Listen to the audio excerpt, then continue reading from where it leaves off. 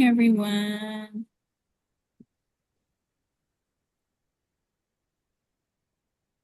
welcome.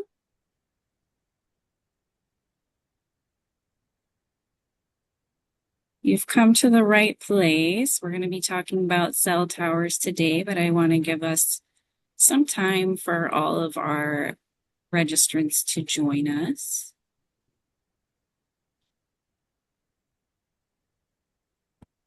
So while I don't sell coffee, I do promote our mugs. So reminder that if you've attended 2 sessions or more of the Land Development Academy, you can pick up a Land Development Academy mug, kind of prove to all of your colleagues that you've been here, you know what's going on in the development world here in Austin.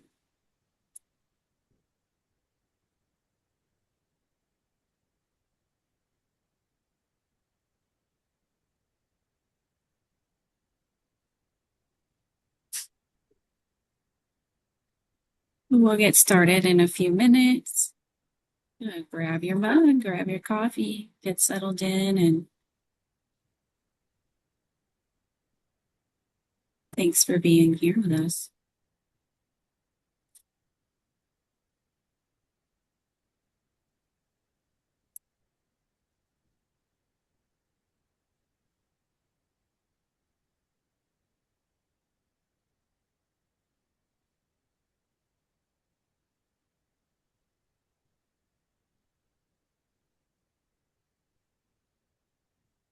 Again, everyone, thanks for joining. We'll get started in a couple minutes.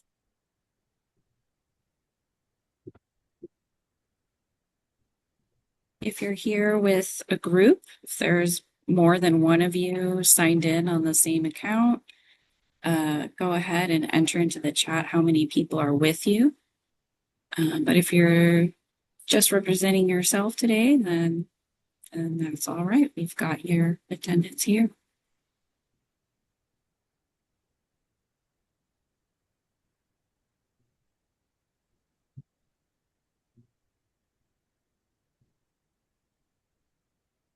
Got some folks slowly joining us. Thank you. Welcome.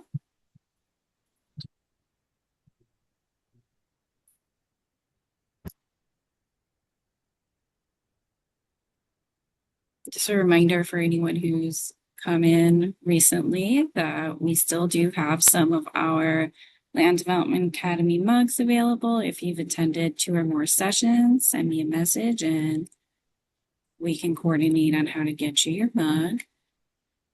We'll get started in a couple minutes, so make sure you top up on your drink of choice.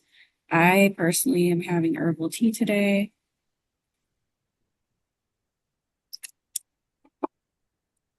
Cheers. Black coffee. Yes. Just got water with me today. We joke at the office, stay hydrated, everybody. Hydrate. I don't know. We motivate each other. Sometimes we do push-up breaks. Meanwhile, down on the second floor, I have a jug full of candy on my desk for the taking. Ooh. Ooh. Do you want to let everybody know about that? Sure. Yeah, keep us from eating all of it. It's good. It's good. Well, thanks all for joining us. We're going to go ahead and get started. If you haven't met me yet, my name is Bianca Machuda. I am a community engagement specialist with Austin Development Services, and you're here for the Land Development Academy. Thank you. This is a brand new topic today, a little niche. We are going to be learning from Christine Barton Holmes and Victor Azen of Development Services regarding cell towers and how to get a permit. So our Land Development Academy sessions offer a deeper look at the site plan review process. We've got experts from across the City of Austin departments who work with site plans. And it looks like we've got a handful of folks joining us today. If for some reason, like a lot of people will have their colleagues joining with them in a room. If that's you, if it's more than one person being represented by your screen name, go ahead and let us know in the chat how many folks are with you. Otherwise, we've got your attendance. And before we get started, I want to review our engagement format. Let's see. Thank you. So we have 1 hour set aside for today's program. We're going to start with presentation and close with Q&A. Questions can be posted to the Q&A bank at any time by selecting that option at the bottom of your screen, or you can ask them live during the Q&A portion at the end by using the raised hand function, which is also at the bottom of your screen. If you have any issues, any tech issues, feel free to chat one of the meeting hosts and we can troubleshoot with you. And while we hope to be able to answer all of your questions, if there are any that we're not ready to answer or we need to research, we'll go ahead and post a follow-up response for everyone who's here with us today. And I also want to note that our meeting is being recorded and you'll receive a link to the slide deck and the recording via email as soon as they're ready. So with that, I will go ahead and hand it over to Christine, who's going to get us started with today's presentation. Morning, everyone. Christine Bart Holmes. I'm the program manager over the site plan review team. And actually, as of next month, I will have been with the city for 14 years. So we get a lot of questions about cell towers. It's just one of those projects that's ongoing. We've seen them off and on for many, many years. We probably will for many, many more years to come.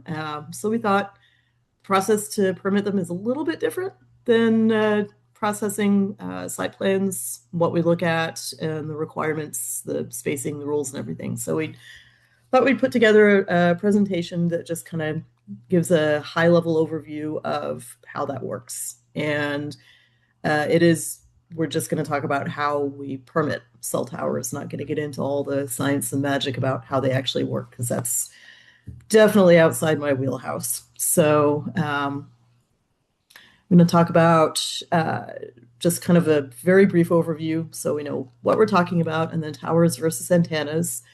Victor is our exemptions expert in the city, so he's going to talk about that process for them, and I'll go into a little bit of detail about the site plans and when they go to commission, and then we'll try to answer any questions. Next slide, please. So cell tower, in a very basic sense, is a utility. They're typically private utilities, not public, like water or electric, but they are, at this point in time, they're utilities. They used to be a kind of a specialized thing, but they're everywhere. Although they're so ubiquitous that they're actually kind of hard to find. I went looking for photos, or went looking for cell towers to take photos for this presentation, and actually had a hard time tracking one down. They're so ubiquitous, they just become invisible almost. So they're telecommunications towers. They provide the infrastructure that you need to be able to use your cell phone, like to share texts and meetings and cat memes and that sort of thing. It all goes through the cell tower. And the reason they're called cell towers is because the area of coverage that each tower covers is called a cell. It's not just our cell phones, it's also the area of data, the pool of data around that particular tower. And they aren't always on towers. Out in the suburbs and farther afield, they typically are going to be towers, but you also see them on water towers. You see them sometimes on highway light poles. You see them a lot on buildings downtown. They may also co-locate with other types of antennas. So the cell site itself refers to the tower, plus the land that it's sitting on and all the necessary components, like the cabinet that all of the electrical equipment goes into. Next slide, please.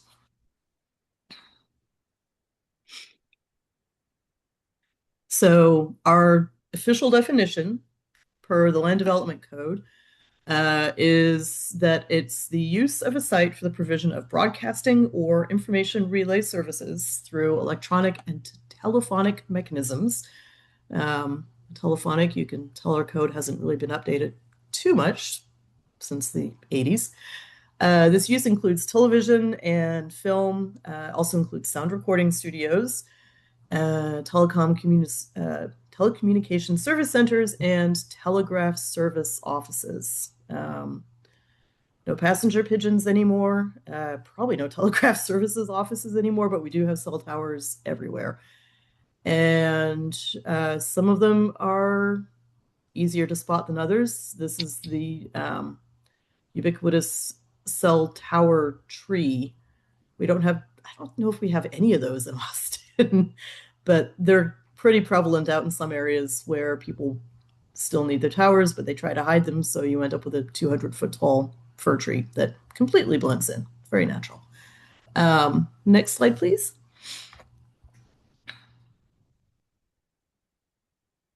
So towers versus antennas. The requirements for them in all districts, and they are permitted in virtually every zoning district in the city. In all the districts, it has to be a replacement tower. So replacing one that's functionally obsolete, might not be tall enough anymore, that sort of thing. So you have to replace that tower. It can't exceed the height of the original by more than 10 feet. But it can exceed the allowable base zoning height, which is good because in some of our zoning districts, the allowable height is 40 feet or less, which would be a pretty short cell tower. They are permitted in all zoning districts, although some of them may be conditional depending on how close they are to other uses. And we'll get into that with the additional requirements. You can't locate them within 300 feet of a historic property or within 50 feet of a daycare or a dwelling unit. And they have to be monopoles. So the tall, skinny single pole with security fencing, and the fencing has to be at least 6 feet high. It has to be screened to some extent. And these are for towers, not antennas. Antennas don't have the same spacing requirements as the towers do because they can go on buildings and wherever. And towers are also not permitted in the MH or mobile home district, which is really the only zoning district in the city they are just not permitted in no matter what. Next slide, please. So there are different types of towers, and the one that we typically see for cell tower, or the one that they have to be typically for a cell tower, is monopole. There's also the guide towers. You see those, especially out in West Austin. If you're looking out towards Zilker and out west, you see those massive towers that I think a couple of them or one of them are 1,000 feet tall or more. And those are more for TV.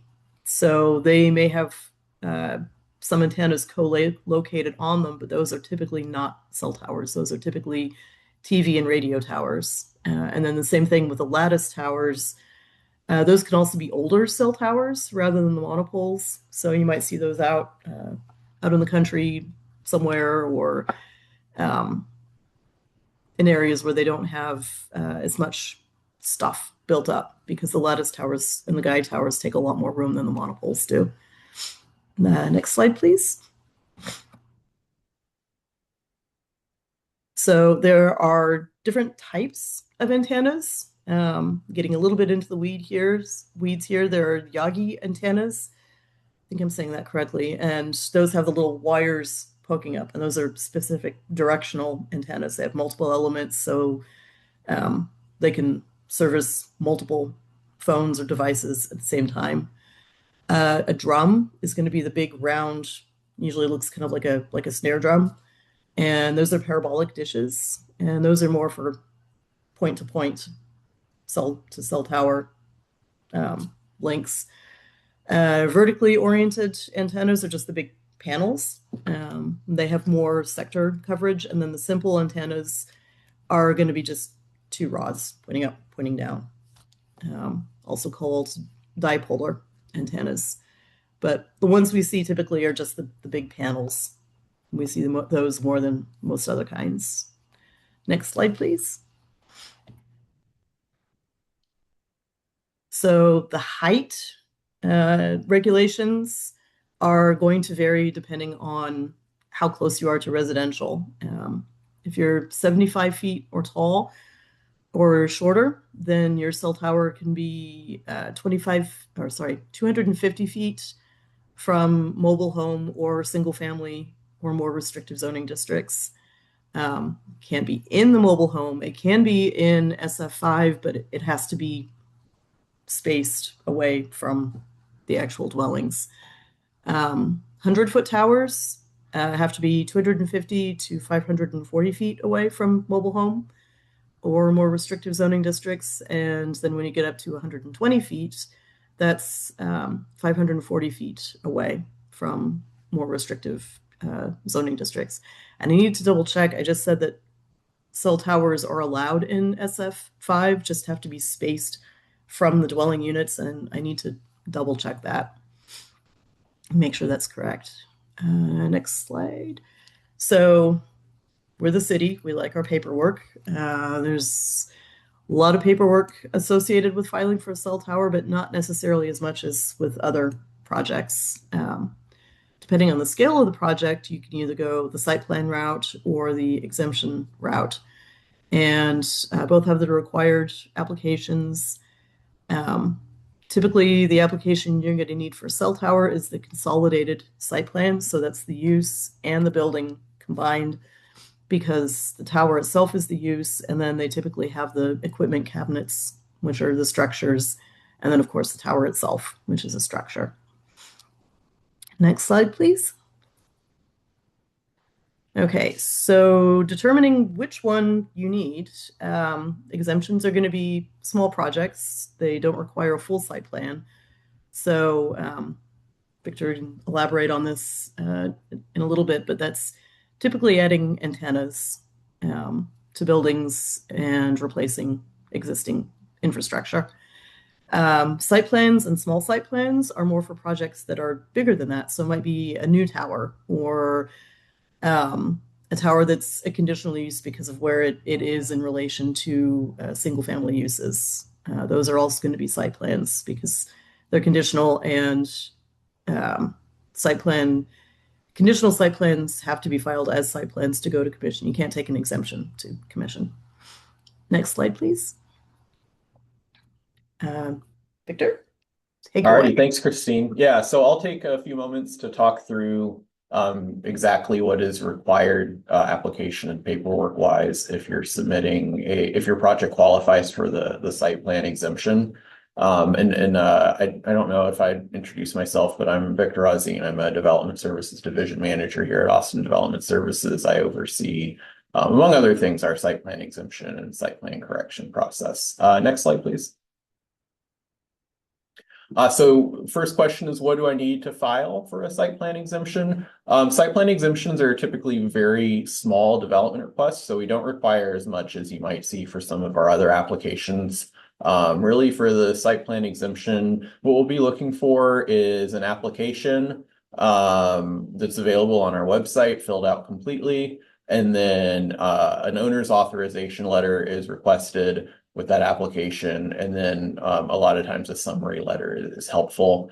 We'll also need some sort of site plan or site drawing of the proposed work on the tower or on the building where the antennas are going to be installed. A lot of times the installers will have construction documents for the work that's being proposed, and those are almost always sufficient for an exemption. That usually gives us all the information we need. So hopefully as a time saver, you wouldn't need to come up with an additional exhibit. And then at the bottom of the slide, I've included a link that really is more for folks who would be coming back to this presentation or for reference, but that's the link to make your submittal for a site plan application when you are ready. Just a really high overview of the site plan exemption process is once an application is submitted to us for review, it goes through a quick intake process, and then our review cycles are about 7 business days. So hopefully for the smaller requests, we'll be able to get responses back within about 7 business days. And then if there's a Mhm. resubmittal needed, that process will just start over again. And then once it's determined that the request complies with city code requirements, we'll approve it. And the project would be ready to move on to building permits. But that wraps up generally the exemption process. I'll hand it back over to Christine, and then of course I'll be available to answer any questions. Okay. So for site plans, I did go back and double check. 252839 is the code section that starts all of the various requirements for height and spacing for cell towers. And they are permitted in every district. They do have spacing requirements for single family zoning or use. So if you were to put a cell tower into a single family district, it would be conditional. So we'll touch on that in a little bit. Next slide, please. So for site plans, it's getting a little bit more in depth, a little bit more in detail. It's going to be a larger site typically. And so for the application, we would be looking for the application that was shown on a couple slides back. And with that, we would need the engineer's summary letter, which describes the conditions on the site, zoning, any drainage, water quality issues, that sort of thing. And it's typically sealed by the engineer. Engineering report will go into more detail if need be for the site. We need the tax certificate, and if the owner isn't filing, then we need the authorization letter from the owner of the site so they know what's going on. And then on the site plan itself, for cell towers, they're usually pretty short. Building site plans can go into the hundreds of pages. For cell tower, we're usually looking at more like 4 or 5. They're usually fairly minimal. We would be looking for the cover sheet, and you can see a couple of examples of that there, and the site plan sheet. And then our various required notes and disclaimers, location map, so we know where the thing is, and then the tower elevation. And you can see on the plan sheet at the bottom of the slide, that is the site plan sheet. That includes on that one page details about the site itself, where the cabinet is in relation to the tower, how tall the tower is, how tall the cabinet is, where the two are on the site, how the site's going to be accessed, and also how the utilities are going to be hooked up and what kind of screening is going to be provided. So a lot of detail for the cell towers included on just those few sheets. Next page, please. Next slide. So a little bit more detail. We have the context map, which is usually on the cover sheet. It can also be on the site plan sheet, depending. And more details on the height, the materials being used for the screening, that kind of thing. General notes, required sign down at the bottom. You can see tower manager, and then the contact information and the FCC license has to be displayed prominently on the fence outside. And then site design and screening, you can see the access into the site. And typically the sites themselves are very small, a fraction of an acre, and usually just have like a gravel driveway to access and do any repairs necessary to the cabinet or the tower itself. So those are all the details that we're going to be looking for. Next slide, please. Okay. I'll go ahead and touch on commission, and might need to add another slide kind of illustrating that, because yeah, this is the first time we're presenting this one. So the commission site plan is if you have, say, a cell tower and you want it to be within 50 feet of a single family residence, because that's the best place for that cell tower. You're going to have the most coverage for everyone who needs to get coverage in that location. You can still build it there, but it has to go through commission first, which is a public process. And that means that the site plan will get evaluated, comments issued, very similar to the exemption process that Victor talked about, and just this iteration of comments and responses and comments and responses. And then we go to commission. And it's ultimately their decision whether or not this proposed cell tower can be built within 50 feet of this residence. And because it is a public process, we do get people at the hearings. We don't have too many cell towers go through the Planning Commission conditional use process, but it does happen. And typically they will go consent, but not always.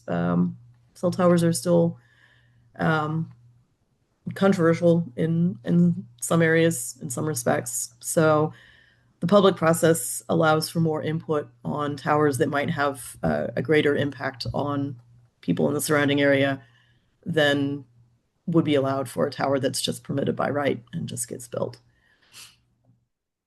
So we're both happy to answer any questions and take any feedback, any suggestions for more information, because yeah, this is our first time running through, and thank you all for being a good audience, and any feedback you have for us is super helpful. You. So we've got the premiere version of this presentation. We'll open it up for questions and answers. If anyone has a question that they'd like an answer to, as Christine said, give us feedback. You can message Victor or Christine directly, or I also encourage you to take the post engagement survey with the QR code is there, in case you have any suggestions for us for today's presentation. And I want to remind everyone how we'll run the Q&A. Go ahead and post any questions that you have if you'd like to write them into the Q&A box, which is at the bottom of the screen. It says Q&A and it's got a little question mark in there in the speech bubble. Or you can raise your hand and that'll signal to me that you'd like to speak and I'll unmute you and you can just ask your question out loud. So I do see we did get a question in through the chat, and I'll remind y'all, please do put them in the Q&A box. That just kind of helps us organize everything, but I'll read that first question out loud to get us started. So, if disturbance for a new cell tower is less than 8,000 square feet of impervious cover, then are there no water quality requirements?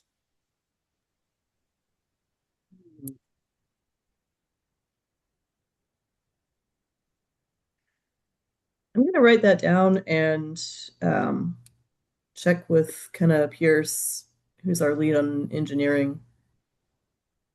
For Sounds good. site plan, I'm not sure.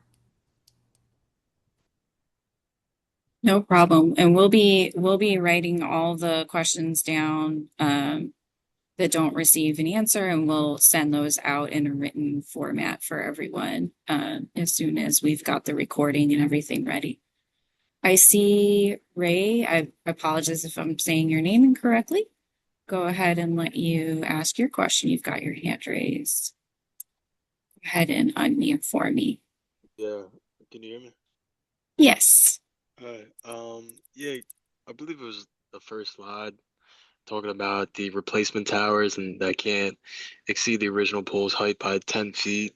Could you sort of reiterate that point? I think I kind of missed it.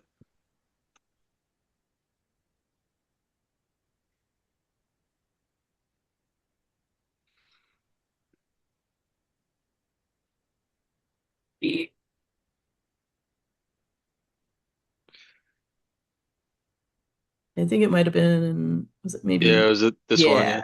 Yeah, that one. So that is by right, and the exact section of code is says notwithstanding the requirements of subsections E, F, and G, which is where it goes more into height and spacing and everything. It says the telecommunication tower that complies with the requirements of this section is permitted in any zoning district. So that means it's allowed by right. And then it goes on to say it must be a replacement for a functioning pole of some kind.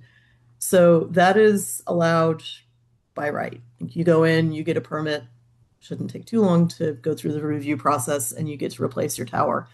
But if it's going to be taller, that's where it gets into, it may be conditional, it may not, depending on the spacing. Okay, thank you.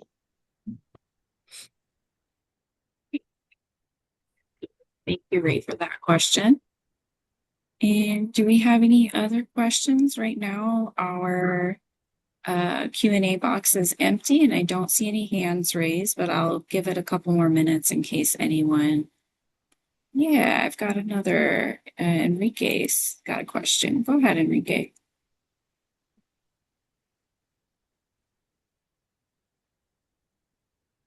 Hello? You're unmuted, but I can't hear Oh, you. sorry. I was typing. Oh, sure. Go ahead. You raised Uh, your hand as well. If you feel comfortable, go ahead and ask. yeah, sorry. We have actually we're looking at a project right now where there's an existing tower on site, and because the site is going to get redeveloped, they're looking to relocate that tower maybe like 100, 150 feet or so to another spot within this site. Will this be, and I think they want to do this ahead of time, so they want to do it as a standalone permit. So will this be a relocating um, permit, or it will be like a new application, site plan application?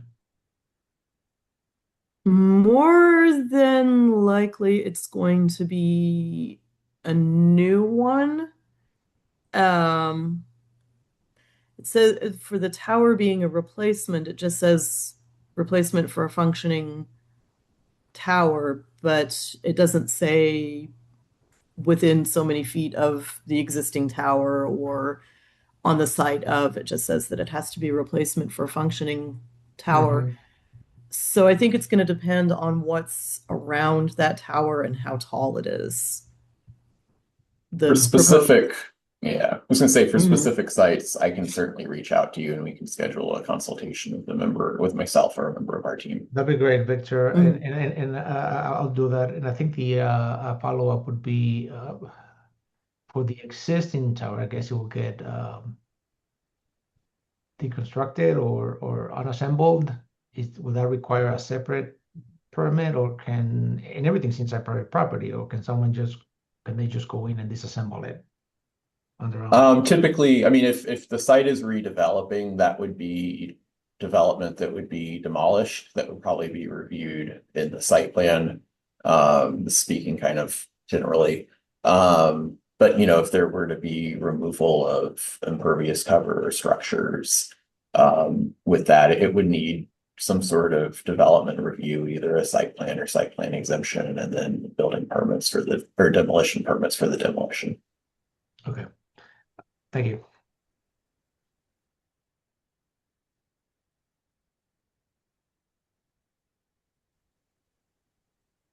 All right. Any other questions? We'll give it a couple more minutes, and thank you to those who did ask.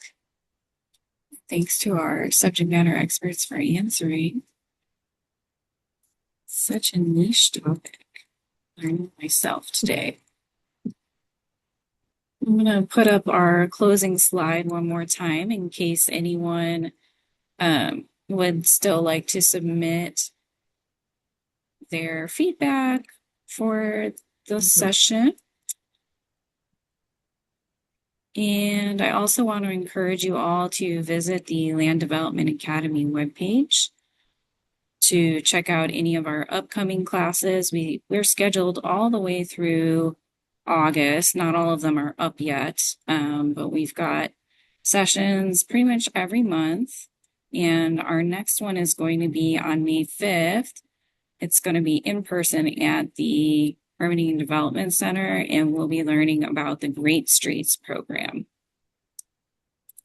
So just a reminder that we are going to send a link to today's meeting materials as soon as they're ready, including the recording for today and a response to any of the unanswered questions from the meeting. If you do have any additional questions that come up after we close out here, you can always email Victor or Christine directly, or you can use dsdcommunications@austintexas.gov and we'll get that over to them. And we'll be happy to give you whatever information you're needing. So I think that's everything for today. And again, thanks for being part of this Academy session. Do we have any closing words, Christine or Victor? I just wanted to add, I alluded to it in response to that last question, but if in addition to emailing myself or Christine, we also do offer 20-minute land development consultation meetings that are available to be scheduled on our website at the Planning and Development Center appointments page, and those will be staffed either by myself or a member of my team. So that's available to anyone who may want to talk about a specific site in more detail. Is that under site plan or how it, I know there's a lot of meetings, so do you know which one they click on? It's the site plan exemption and site plan correction meeting. Perfect. Right. Well, thanks everyone, and thanks to our subject matter experts. We'll see you all at our next session on May 5th. Until then, take care. Thank you, everyone. You.